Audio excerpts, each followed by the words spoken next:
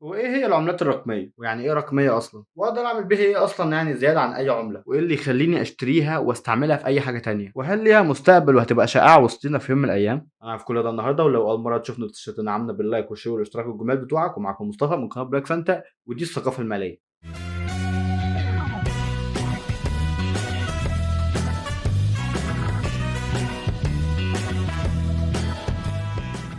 هو إيه هي أصلًا العملات الرقمية دي؟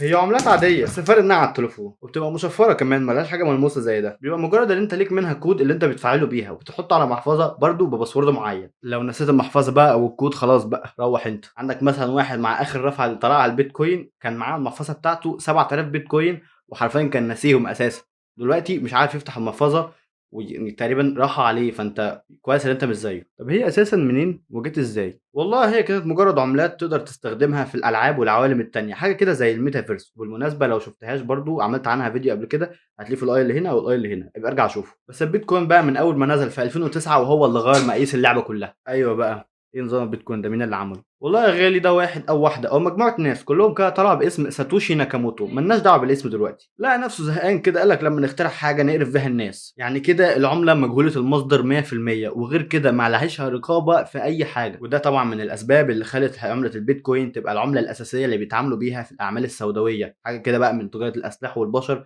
وحاجات كده استغفر الله العظيم، زي ما بيقولك عليها كده اللي في الديب ويب. طب هي ليه بقى العملات الرقمية ديّة دلوقتي بقت أغلى من العملات العادية بتاعتنا يعني؟ بُص، هو الحوار دوّة طلع بسبب إن من ساعة إيلون ماسك لمّا طلع في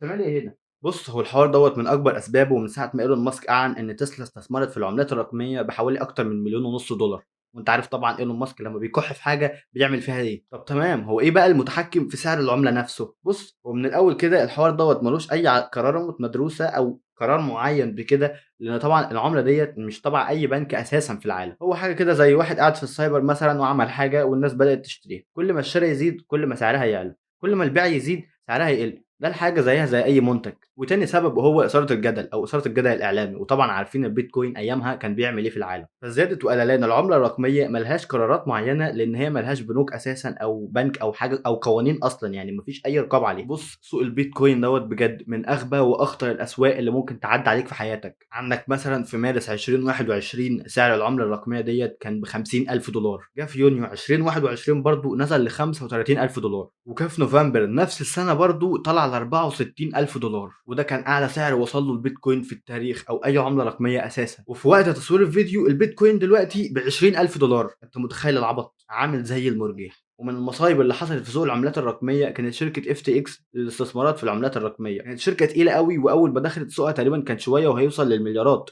هوب اصحى الصبح الشركة ديّة حساباتها كلها اتصفرت، وأقرب حاجة من فترة قريبة على طول كان لسه مسروق منها أكتر من 400 مليار دولار من العملات الرقمية، طبعًا ده بعد ما كان أساسًا شركة باينانس هيشتروها، بس بعد ما اللي حصل دوّة رجعوا في قرارهم تاني، والشركة حرفيًا اتنسفت. وده اللي خلّى الناس كلّها خافت من سوق العملات الرقمية، وناس كتير سابته وناس كتير باعت منّه، عشان كده دلوقتي أغلب العملات هتلاقيها واقعة في الأرض، وده اللي يخلّينا نقول إيه معنى بقى الكلام ده كلّه وعايز توصّل لنا إيه من الفكرة دي؟ معناه إن سوق العملات الرقمية دوّة وهمي 100%، أنت ما لكش أي يد فيه، عندك مثلًا سوق العملات الرقمية دلوقتي اللي سعرها دلوقتي وصل ل20.000 دولار، أنت لو في بنوك مركزية برّه أو أي حاجة قانون نزل أو عملت جدل يعني وحاجة قررت إنها تمنعها، أنت ممكن مش بعيد إنها تصحى الصبح وتلاقي سعرها بقى نُص دولار. عادي يعني مش غريبة خالص، رغم إنها حاجة ممكن تبقى صعبة شوية، بس الفكرة إن برضه لسه في احتمال، وده اللي ينقلنا للسؤال الجاي، إيه بقى اللي يخلّيني أستعملها أو أشتريها عشان أستعملها بدل العملات الورقية؟ حقيقي في وقتنا الحالي ما فيش أي سبب يخلّيك تشتريها أو تتعامل بيها أساسًا، هو حاليًا في ناس بتشتريها وبتتعامل بيها وبتشتري بقى حاجات إذا كانت بقى قانونية أو لأ، مش فارقة، المشكلة بقى إنها مش مفهومة، هل دي لحد دلوقتي هل دي سلعة استثمارية والّا عملة الناس ممكن تستخدمها عادي؟ وده ينقلنا للسؤال الجاي، إيه مستقبل بقى العملات الرقمية؟ في الحقيقة لسه مستقبلها كبير ولسه قدامها طريق طويل أوي، وهتكبر أكتر وأكتر كل فترة، لأن دلوقتي في وقتنا الحالي في أكتر من 100 بنك مركزي حوالين العالم كله